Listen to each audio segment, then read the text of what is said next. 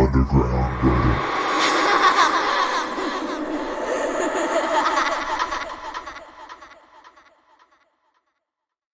I posted this a few months ago in a similar thread. Apologies for the length. Back in 2007 my grandpa finally lost his 20-year battle with leukemia. My grandma couldn't manage well, being alone in the house they'd lived in for almost 60 years. We moved my grandma into an assisted living residence a few months later, and for insurance reasons, vacant property, my parents asked me if I'd like to move into the house so that I could watch the house, and also to move out and not live at home. I said absolutely. I remember right after he passed away, strange things started happening. The portrait we had of him in the living room fell off its hook. Picture frames containing pictures of him flipped onto their front during the night. I didn't mind though because I thought my grandma was making it up. Before I moved in, my family got a big dumpster so we could clean some of the clutter out of the house. Since we'd spend most of the day cleaning and it was summer, we'd bring the family dog with us. My grandpa loved our dog dearly. But since he passed, my dog wouldn't go down to the basement anymore, where my grandpa spent most of his time in his office. She refused to go into the basement at all, and barked at the stairway a few times. This was weird, since our dog almost never barked. It finally made me think he's here. I moved in shortly after. While I lived there, things went missing all the time. I had bought a new lock set to change the back door lock, brought it home and put it in the cupboard to tackle on the weekend. Few days later I go to change the lock, and it's gone.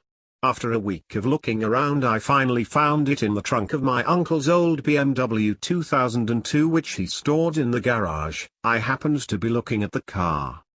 My grandpa was always a prankster, so I almost came to expect these occurrences. He used to wake up at 5:30 every morning to listen to the early news on the radio in the kitchen. I'd wake up some mornings and the radio would be on. I often heard typewriter noises coming from his office in the basement. It became comforting. I found myself talking to my grandpa out loud, having conversations with him. I missed him. After about 6 months, suddenly I wasn't hearing any noises anymore. Nothing was going missing. The radio wasn't turning on at 5:30. I shrugged it off for a few days, but it started to worry me. I went back to my parents and grabbed the dog, brought her back.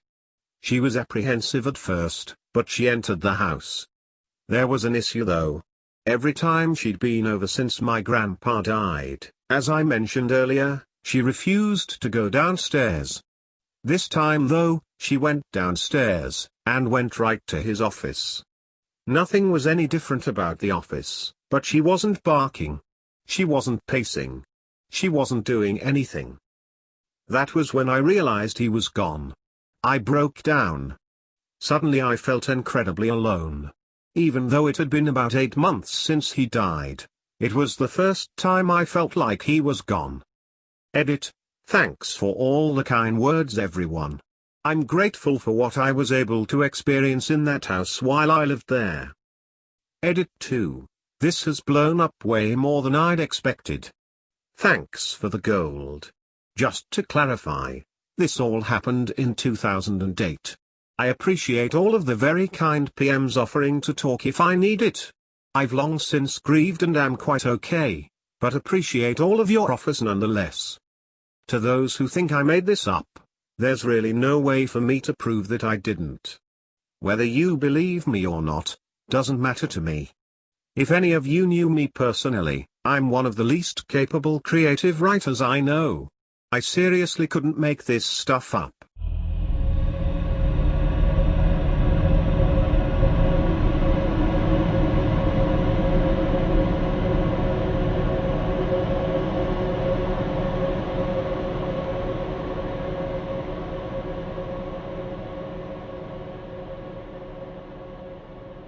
One I posted before. I'll be the first to say that all this stuff could have taken place in my head. The mind is a freaky thing and can play some pretty trippy tricks on you. Sorry for the length.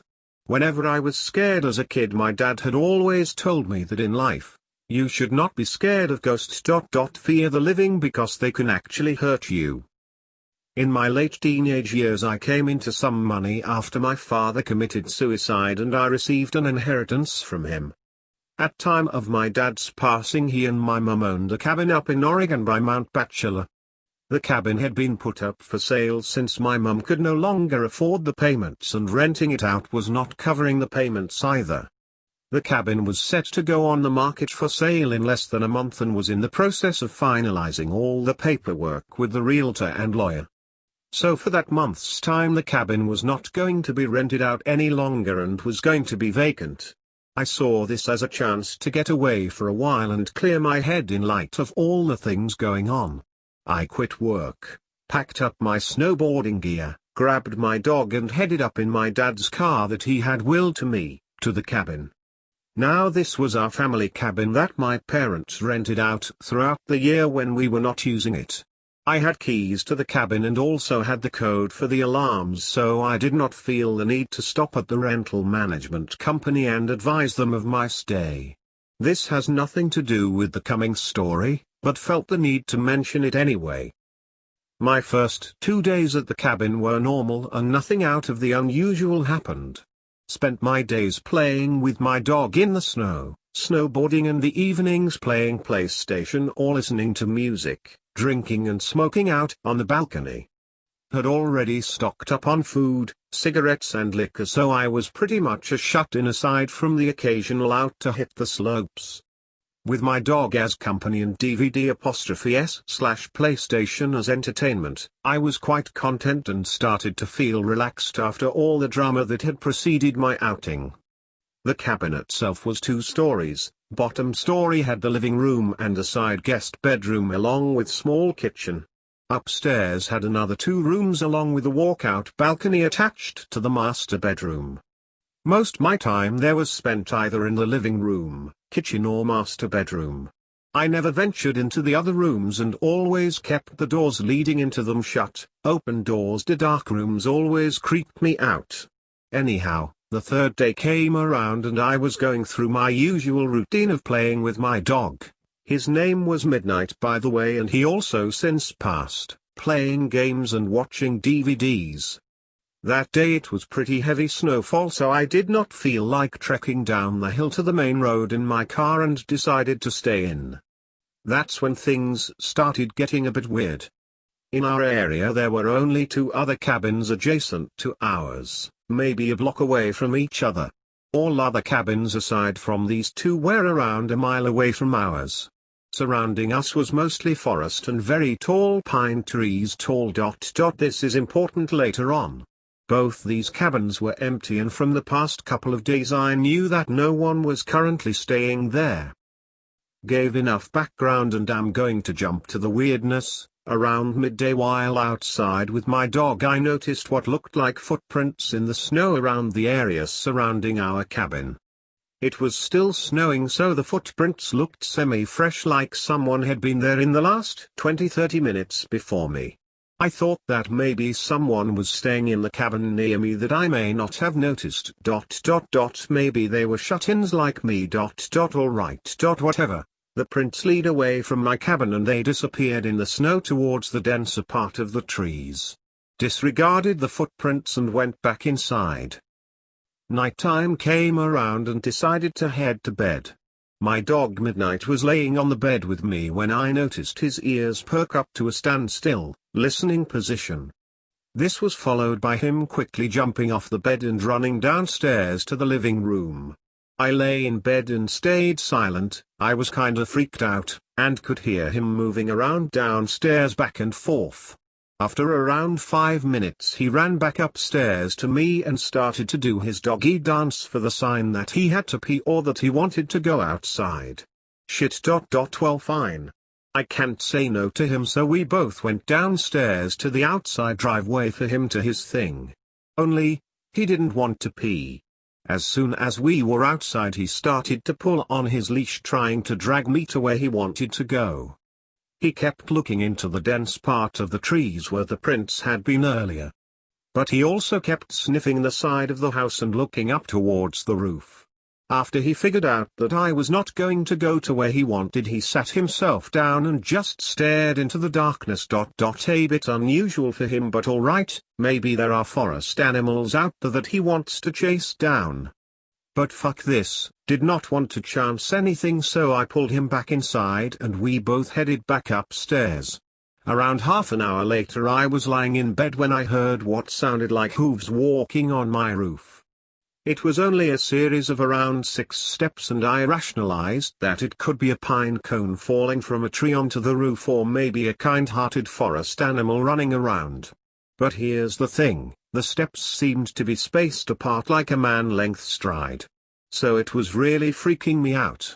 Midnight also heard the noise and was quick to run to the balcony screen door, expecting for me to let him out. Alright, you know what, I'm a tough guy and at the time considered myself to be fairly well built and strong enough to handle myself. So I grabbed my coat and shoes along with my cigarettes and flashlight and went out onto the balcony. Fuck it, right? As soon as I was outside I lit up my cigarette and started canvassing the roof with my light. Nothing there, and the snow on top was undisturbed. Weird, must have been all my head? What about Midnight hearing the noise? Maybe he was feeding off my fear or paranoia. I started to calm down and relax again. By the way, I am shaking right now and my heart is beating hard as I am typing this next bit. My eyes started to adjust to the darkness and I kept smoking and just staring at the stars and trees next to our cabin. That's when I saw it. In a tree that was a little taller than our cabin and around 20 feet from the balcony, I saw what looked like a man crouched in a squatting position in between 2 branches. It was squatted on one branch and its arms were extended above its head, holding onto the branch above it. Fuck me. What the fuck is that? I wasn't sure if I was really seeing this thing and stood just staring and sat there motionless. I noticed Midnight stand up and start pacing behind me and lightly barking at the same time. The thing still did not move. I put my cigarette out and was debating on shining the light in the thing's direction, but something in my head kept screaming not to. So I walked backwards to the inside of the room and pulled Midnight with me. Once inside I locked the door and shined the light in the thing's direction, but there was nothing there. I shut the curtains to the screen door and retreated back to bed. But later on in the night I heard light tapping at the screen door, like someone was tapping on the glass with their fingers. It was consistent and did not stop for nearly an hour. Midnight seemed to stare at the door, but he wouldn't go near it anymore. The weirdest part was that I had a feeling like someone was inviting me to open the door.